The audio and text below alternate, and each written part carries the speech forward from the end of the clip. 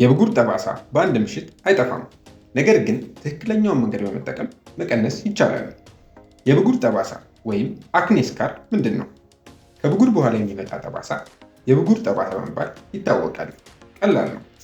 በዛሬ ቪዲዮ ማጋራችሁ በጣም ቀላል በሆነ መንገድ እንዴት የብጉርን ጠባሳ እንደምታጠፉት ወይም እንዴት እንደምትቀንሱት ነው። ይህንን ቢያንስ ለ1 ወር ሞክሩት። ጥሩ የሆነ ለውጥ ለማግኘት ደግሞ ለ3 ወራት ሞክሩት። ነገር ግን በ1 ወር ውስጥ ቆዳችሁ ላይ መሻሻል ታያላችሁ። ይህን አሁን የምነግራችሁን መንገድ በመከተል። ሰላም፣ ዶክተር ትንሳኤ ነኝ። ወደ ዩቲዩብ ቻናሌ እንኳን በደህና መጣችሁ። ታዲያ የብጉርን ጠባሳ ለማስወገድ 2 ነገር ያስፈልጋችኋል። የመጀመሪያው ደርማ ሮለር ነው። በሁለተኛነት ደግሞ የቫይታሚን ኢ ኦይል ነው። እነዚህ 2 ነገሮች በጣም ጠቃሚ ሊሆኑ ይችላሉ። ለምንድን ነው ደርማ ሮለር የሚያስፈልገን? ምክንያቱም ደርማ ሮለርን በመጠቀም ስካር ቲሹዎችን መስበር ትችላላችሁ እና ይህም የቆዳን ማገገም ያሻሽላል እና ቆዳችሁ ባላንስ ያደርጋል። ለምንድን ነው የቫይታሚን ኢ ኦይልስ የሚያስፈልገን? ምክንያቱም ቫይታሚን ኢ ብግነትን ወይም ኢንፍላሜሽንን ለመቀነስ ይረዳናል። በተጨማሪም ጠባሳን ለመቀነስ ይረዳል። በዚህም ምክንያት ቫይታሚን ኢ ኦይል ቆዳውን ያድነዋል። ለዛ ነው እዚህ ጋር የቫይታሚን ኢ ኦይል የምንጠቀመው። ኦርጋኒክ የሆነ የቫይታሚን ኢ ኦይል ለማግኘት ሞክሩ። ያ የበለጠ ይረዳችኋል እና ደርማ ሮለር ደግሞ ቅንጡ የሆነ አያስፈልጋችሁም። የሚያስፈልጋችሁ ቀለል ያለ ደርማ ሮለር ነው። የደርማ ሮለሩ የመርፌ መጠንም 0.5 ሚሜ መሆን ይኖርበታል። አሁን ታዲያ እነዚህን 2 ነገሮች እንዴት ነው የምንጠቀም የሚለውን እንመልከት። በመጀመሪያ ፊትዎን ያጽዱ እና ንጹህ የሆነ ደርማ ሮለር በመጠቀም ፊትዎ ላይ ጠባሳ ያለበት ቦታ ላይ በቪዲዮ ላይ እንደምትመለከቱት የሃስትሪክስ ምልክት በመጠቀም ጠባሳው ያለበት ቦታ ላይ በዚህ መልኩ ደርማ ሮለሩን ይጠቀሙ እና ጠባሳው ፊትዎት ላይ ብዙ ቦታ ካለ ያን ቦታ በትንሽ ስኩዌር በመክፈል ደርማ ሮለሩን እዛ አንድ ቦታ ላይ ተጠቀሙት። ከጨረሱ በኋላ ወደ ሌላኛው ቦታ ይቀጥላሉ። አሁን እንዴት ነው ደርማ ሮለሩን ማንቀሳቀስ ያለበት የሚለውን እንመልከት።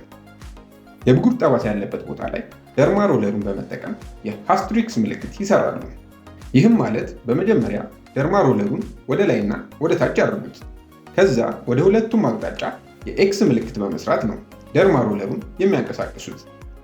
በመጀመሪያ አንድ አቅጣጫ ይጨርሱ። ከዛ ወደ ሌላኛው አቅጣጫ ይቀጥላሉ። በአንድ አቅጣጫ ላይ ምን ያህል ጊዜ ነው ደርማ ሮለሩን በማንሸራተት የሚጠቀሙት? ከ5 እስከ 7 ጊዜ ሊሆን ይችላል። በጣም ጠንከር አድርገው ደርማ ሮለሩን መጫን የለቦትም። መጫን ያለቦት በጣም ቀስ ብለው ነው። ደርማ ሮለሩን ከተጠቀሙ በኋላ ቦታው ላይ መቅላት ከተፈጠረ ምንም ችግር የለውም፣ ምንም አያሳስብም። በቀጣይ መቼ ነው ደርማ ሮለር መጠቀም ያለቦት? የቀላው ቦታ ሲጠፋና ያ ቦታ ሲያገግም ነው። እዛ ቦታ ላይ ጥቃቅን ጉዳቶች አድርሰናል እና እነዚህ ጥቃቅን ጉዳቶች የስካር ቲሹን ይሰብሩታል። ስለዚህ እዚህ ቦታ ላይ ማገገም ይከናወናል ማለት ነው። ለዛ ነው ደርማ ሮለር የምንጠቀመው። ታዲያ በሚቀጥለው ጊዜ ደርማ ሮለር መጠቀም ያለቦት ቦታው ሲያገግም ብቻ ነው። ይህም ማለት ምንም መቅላት ከሌለ፣ ህመም ከሌለ፣ ይህ ማለት አሁን እንደገና መጠቀም ትችላላችሁ ማለት ነው። ለአንዳንድ ሰዎች 1 ሳምንት ይወስድባቸዋል። ለአንዳንድ ሰዎች ደግሞ ከ2 ቀን በኋላ ሊጠቀሙ ይችላሉ። ለአንዳንድ ሰዎች ደግሞ በሚቀጥለው ቀን ሊሆን ይችላል። ይህም የሚወሰነው ምን ያህል ደርማ ሮለሩን ተጭናችሁ እንደተጠቀማችሁት ላይ ነው። ቆዳችሁን በጣም አትግዱት፣ ነገር ግን በተወሰነ መጠን ጫን በሉት። ቆዳችሁ እዛ ቦታ ላይ ሊቀላ ይችላል። በዚህ መልኩ ተጠቀሙት እና ደርማ ሮለር ከተጠቀማችሁ በኋላ የቫይታሚን ኢ ኦይሉን ደርማ ሮለር የተጠቀማችሁበት ቦታ ላይ በማድረግ ይሹ።